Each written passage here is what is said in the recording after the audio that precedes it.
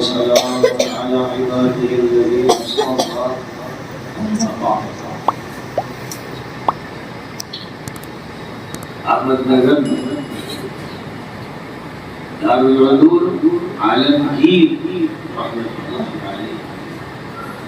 میں مجھے پہلی مرتبہ حاضری کا یہ شرف حاصل ہو رہا. یہ دارالعلوم اصلاح و تجدید کی بہت عظیم الشان نسبتوں پر قائم ہے. یہ دارالعلوم ایسا کہ اس کو صرف احمد نگر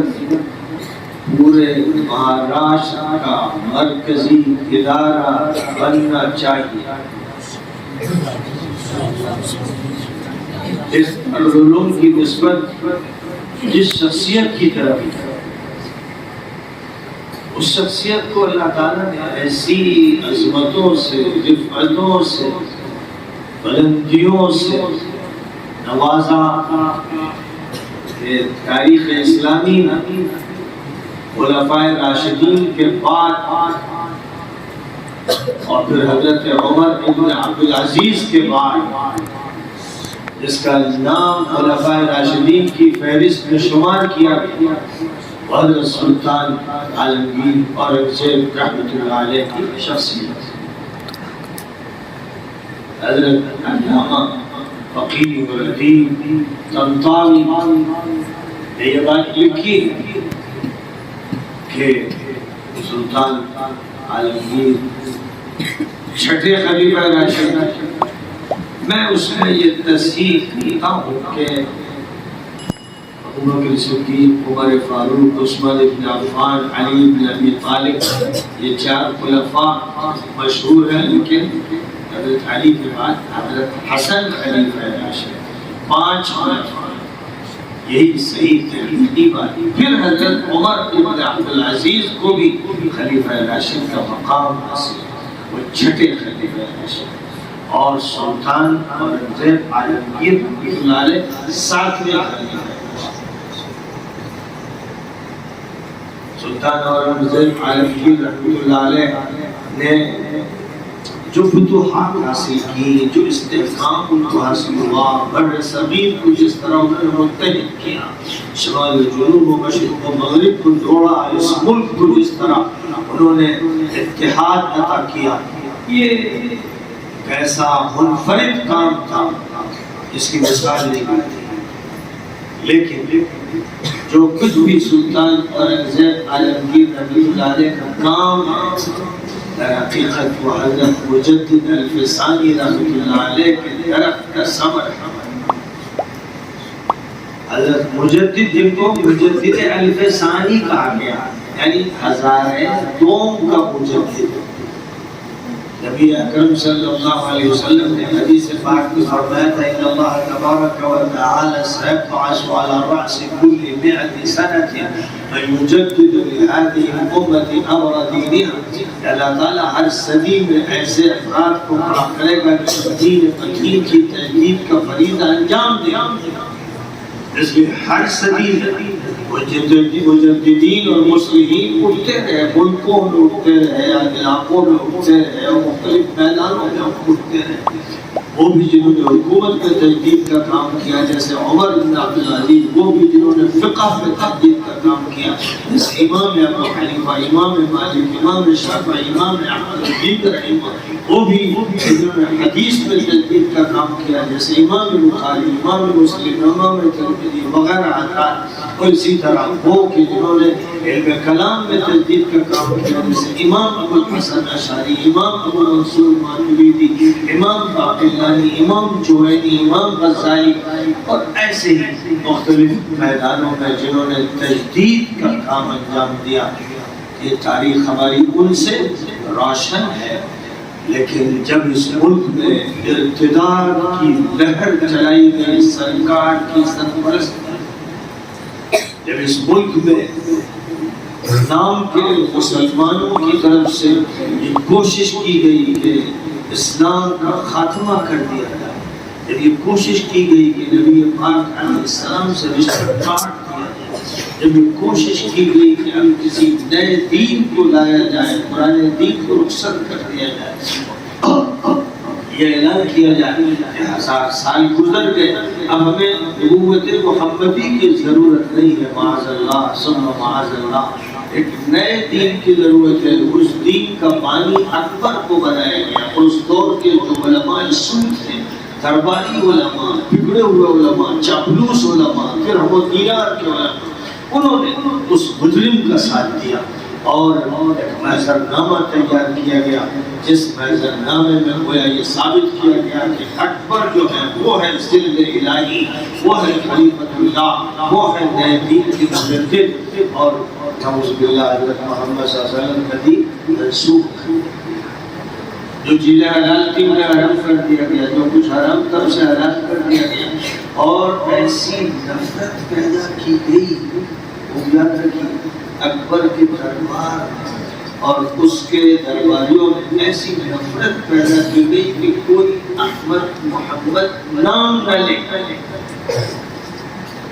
آج چیختے ہیں لوگ کے ساتھ نفرت ہو رہی ہے، اور شدت ہو رہی ہے، اور تعصب ہو رہا ہے، اور چنی و چنا ہے، اور نبی کی شان میں گستاخی ہو رہی ہے۔ یاد کرو اس وقت کو جب تمہاری مغل حکومت تھی، اور یہاں حضرت محمد صلی اللہ علیہ وسلم کا نام لینا چھوڑا، حلال جانوروں کو حرام قرار دیا تھا، سور کو حلال قرار دیا تھا، یہاں حکومت اس ملک میں سب کچھ، اس وقت جو تڑپ رہے تھے سو تڑپ رہے تھے، لیکن سر ہند کا احمد ابن عبد الاحد مجددی، احمد ابن عبد الاحد تڑپ رہا تھا، بلک رہا تھا، رو رہا تھا، اور اس وقت وہ کیا کرتا، وہ عمرہ کو، حکمرانوں کو، ذمہ داروں کو خطوط لکھ رہا تھا اپنے خون سے، اور ان کی غیرت اور حمیت کو للکار رہا تھا۔ کیا ہو گیا؟ دین محمد پر حملے ہو رہے ہیں، شریعت کو منسوخ کیا جا رہا ہے، تماشا دیکھ رہے ہیں۔ ظاہر ہے کہ وہ اس سے زیادہ کچھ کرنے کی پوزیشن میں نہیں تھے، مسلمانوں کی حکومت یہ سب جرم کر رہی تھی، ظلم کر رہی تھی، زبان کھولنا آسان نہیں تھا۔ وہ دور تھا جس میں اکبر رخصت ہوئے، جہانگیر آئے، جہانگیر نے حضرت مجدد کو، حضرت احمد بن عبد الاحد کو جیل میں قید و بند سے گزارا کیا، لیکن جیل میں جہانگیر سے متاثر ہوا، دیکھا یہ مخلص انسان ہے، یہ اللہ، یہ ربانی ہے، اسے دنیا نہیں چاہیے، سیاست نہیں چاہیے، اصلاح چاہ رہا ہے۔ جہانگیر کو متاثر ہوئے، اور اس کے بعد وہ شاہ جہاں اتنا متاثر ہوئے کہ وہ جب اپنے اس تخت پر بیٹھے جو جواہرات سے، موتیوں سے ٹکا ہوا تھا، جس پر جواہرات لگے ہوئے تھے، تو اس تخت پر بیٹھتے ہوئے انہوں نے کہا کہ آبوس کی لکڑی کے تخت پر فرعون بیٹھا تو کہنے لگا انا ربکم الاعلی، میں تمہارا سب سے بڑا رب ہوں، میں اس جواہرات والے تخت پر بیٹھتا ہوں اور اللہ کے سامنے سر جھکاتا ہوں کہ رب اعلیٰ اللہ۔ یہ وہ انقلاب تھا آیا، پھر یہ انقلاب دھیرے دھیرے اتنا بڑھا کہ جہاں تک شاہجہاں کا تعلق ہے، دادا نے اسلام کا خاتمہ کرنے کی پوری کوشش کی، پوتے نے جا بجا مسجدیں بنائی، دلی کی جو جامع مسجد ہے شاہجہاں کی بنائی، لال قلعہ شاہجہاں کا بنایا، ملک کی بڑی بڑی مسجدیں شاہجہاں۔ ظاہر ہے کہ مسجد میں ایک اینٹ لگانے والا بھی اللہ کا قرب حاصل کرتا ہے، اور شاہجہاں نے مساجد کی تعبیر سے جو اللہ کا قرب حاصل کیا ہوگا، امید ہے کہ تاج محل بنانے سے جو کی غلطی ہوئی وہ معاف ہو جائے گی، اللہ بہت غفور رحیم۔ لیکن یہ تربیت تھی، جس تربیت کے نتیجے میں شاہجہاں کے گھر میں وہ نوجوان سامنے آیا جس کو لوگوں نے عالمگیر کے نام سے جانا، جس نے خلافت راشدہ کے دن تھانا، جس نے یہ ثابت کر دیا کہ بیت المال کا ایک پیسہ اس کے لیے حرام، اس نے بتا دیا کہ کس طرح امانت کو امانتدار استعمال کرتا ہے، کس طرح یہ ملک ٹرسٹ ہے، وہ ٹرسٹی کس طرح اس نے اپنی زندگی کو قربانیوں کے ساتھ گزارا، اس ملک کو متحد کرنے کے لیے ایسی کوششیں کی۔ اور اس ملک میں جتنے بھی لوگ رہتے ہیں، ہندو ہو، جینی ہو یا بدھسٹ ہو، کسی پر ظلم نہیں کیا۔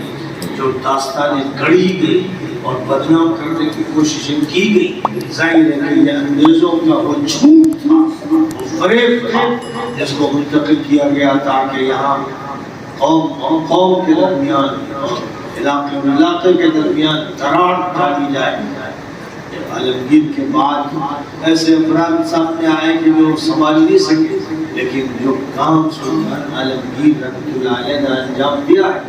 بڑے بڑے علماء اور صوفیہ عالمگیر رحمۃ اللہ علیہ کی گرد کو نہیں پہنچ سکی۔ انہوں نے جس طرح علماء کی ایک ٹیم پوری طے کی کہ وہ شریعت اسلامیہ کو باقاعدہ کانسٹیٹیوشن کی شکل میں مرتب کرے، تو فتاوی تیار کیے گئے جو فتاوی عالمگیری کہلاتے ہیں، وہ فتاوی انڈیا کے نام سے بھی مشہور،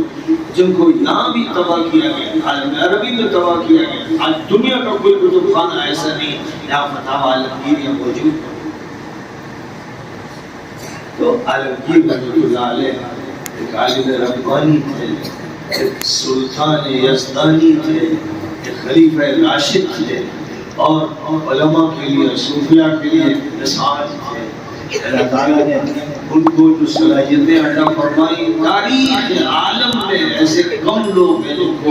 یہ کمالات اور خصوصیات عطا ہو۔ میں یہ خوش قسمتی سمجھتا ہوں، بہت ہی روحانی مسرت محسوس کرتا ہوں کہ جہاں کے بارے میں یہ بتایا گیا کہ حضرت سلطان عالمگیر وہاں سے اس عالم فانی سے عالم بالا میں عالم باقی کو رخصت ہو گیا، یہاں انہیں غسل دیا گیا اور خلدآباد یہاں سے منتقل کیا گیا، جہاں وہ برزخ کی اس زندگی سے لطف اندوز ہو رہے ہیں جس میں اللہ تعالیٰ کی طرف سے وہ انعامات مل رہے ہیں کہ نبی پاک نے فرمایا کہ 7 لوگ ایسے ہوں گے جن کو خصوصی سائے رحمت حاصل ہوگا جو کسی کو نہیں ہوگا۔ اس میں سر فہرست وہ ہوگا جو سلطان عادل، وہ حاکم منصف عادل، سب سے زیادہ اللہ نعمت اسے ملے۔ تو سلطان عالمگیر رحمۃ اللہ علیہ اللہ کی بارگاہ کے مقربین میں شمار ہوئے، اپنے ہاتھ سے قرآن پاک لکھتے تھے، قرآن کا ہدیہ لیتے، اسے اپنا خرچہ پورا کرتے، اور بھی معمولی سے دستکاری کے کام کرتے، بیت المال پر بوجھ نہیں بنتے، یہ سمجھتے کہ اس کا ایک ایک پیسہ امانت ہے۔ ظاہر ہے کہ آج کی دنیا میں عالم عربی میں جو مجرم اور ظالم حکمران ہیں،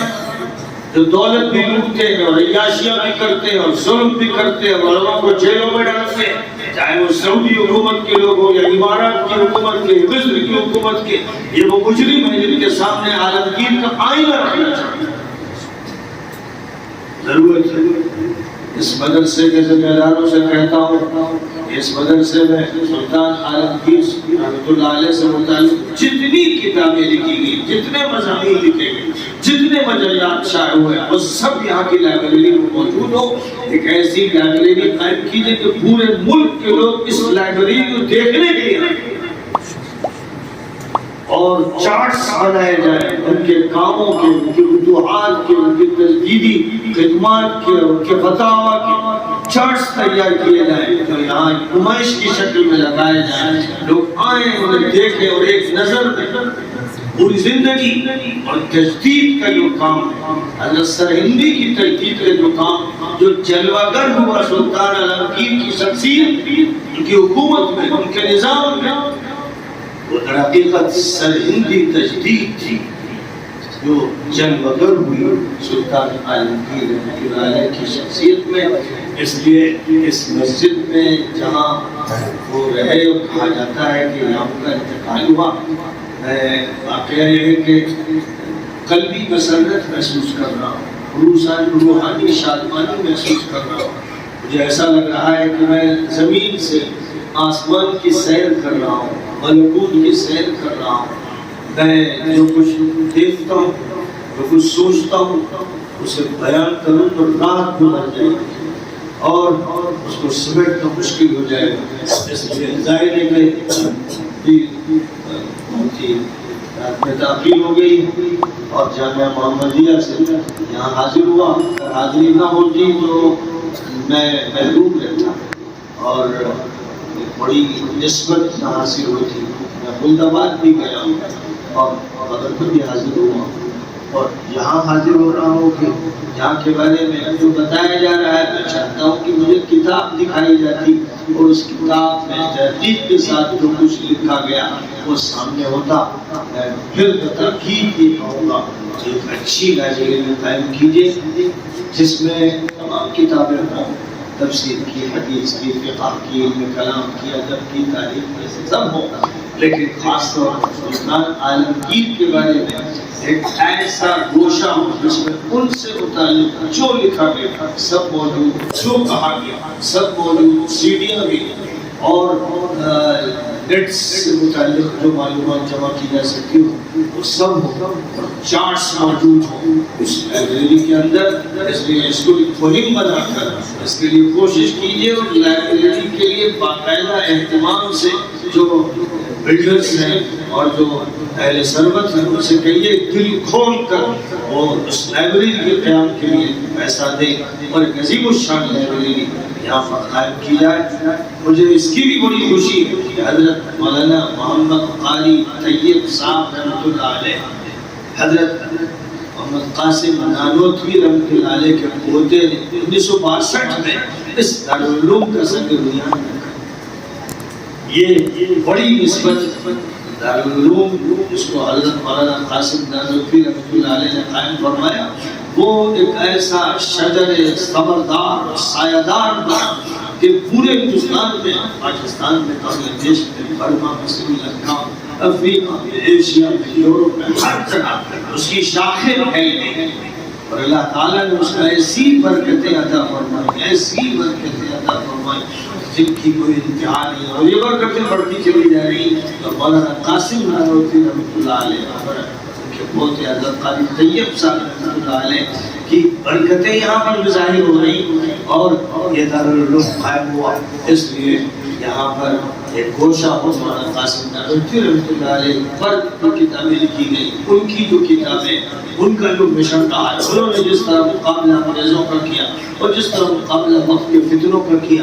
وہ بھی موجود ہو، اس کے لیے نوجوانوں کو تیار کیا جائے۔ حضرت قاری محمد طیب صاحب رحمۃ اللہ علیہ اللہ تعالیٰ نے جو تقریر کی دلکشی عطا فرمائی تھی، جو انہیں جاذبیت عطا فرمائی تھی، وہ بھی تقریریں ان کی سنا کر نوجوانوں میں پیدا کی جائے کہ پھر سے ایسے نوجوان تیار ہو، قاری صاحب کی زبان میں گفتگو کر سکے اور ان کی معلومات کو پیش کر سکے۔ یہ سارے کام ہوتے ہیں، صرف نسبت اور روایت کافی نہیں ہوتی۔ اس لیے انشاءاللہ آئندہ اگر میرا کوئی سفر ہوگا تو میں ایک دن آدھا دن یہیں رہوں گا اور اس سے پہلے لائبریری بن جانی چاہیے، اس سے پہلے لائبریری بن جانی چاہیے۔ تمام طلبا سے کہتا ہوں کہ اپنے اپنے علاقوں سے چندہ لے کر آؤ اور پھر اس کے بعد سب مل کر، جیسے مسجد نبوی کی تعمیر ہوئی تھی تو نبی کے شریف تھے، صحابہ شریف تھے، تم سب لوگ مل کر اینٹیں بھی لاؤ، کھدائی بھی کرو اور اٹھانا شروع کرو، مستری بن جاؤ، مزدور بن جاؤ، کام مشن کو سنبھالو۔ پورے مہاراشٹر کے لیے یہ ایک آئیڈیل ادارہ ہے، وہ صرف چھوٹی چھوٹی کوششوں سے نہیں ہوگا، بہت بڑے پلان، بہت بڑے منصوبے کے ساتھ ہوگا، اور جو بھی مجرم اور ظالم اور ضد کو نشانہ بناتے ہیں دلائل کے ساتھ زبانوں کو خاموش کر دینا، حقائق پیش کرنا۔ حضرت علامہ شبلی نعمانی رحمۃ اللہ علیہ اور زید رحمۃ اللہ علیہ کی دفاع کتاب لکھی، اس مدرسے سے اس کی اشاعت جتنے بھی اس کے مل سے لائے جائیں اور اس کتاب کی اشاعت ہو، مراٹھی زبان میں بھی، اردو زبان میں بھی اور دیگر زبانوں میں، یہ سب کرنے کے کام اللہ تعالیٰ قبولیت عطا فرمائے۔ اللهم لك الحمد كما ينبغي لجلال وجهك وعظيم سلطانك. اللهم صل على محمد وعلى ال محمد